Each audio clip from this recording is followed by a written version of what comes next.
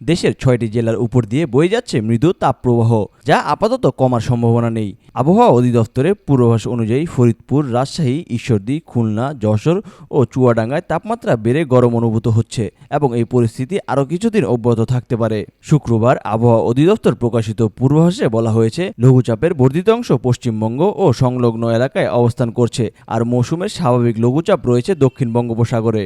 সিলেট বিভাগের কিছু এলাকায় ঝড়ো হাওয়া ও বজ্রসহ বৃষ্টির সম্ভাবনা থাকলেও দেশের বাকি অংশে আবহাওয়া শুষ্ক থাকবে।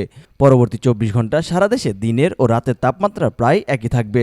শনিবার ও রবিবার দেশের বেশিরভাগ স্থানে আকাশ আংশিক মেঘলা থাকবে এবং শুষ্ক আবহাওয়া বিরাজ করতে পারে। তবে সপ্তাহ শেষে বৃষ্টি বা বজ্রসহ বৃষ্টি হতে পারে বলে জানানো হয়েছে।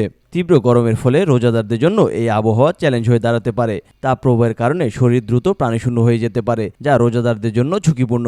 বিশেষজ্ঞরা পরামর্শ দিচ্ছেন ইফতার ও সেহরিতে পর্যাপ্ত পরিমাণ পানীয় গ্রহণ করা, হালকা ও পুষ্টিকর খাবার খাওয়া এবং রোদ এড়িয়ে চলা।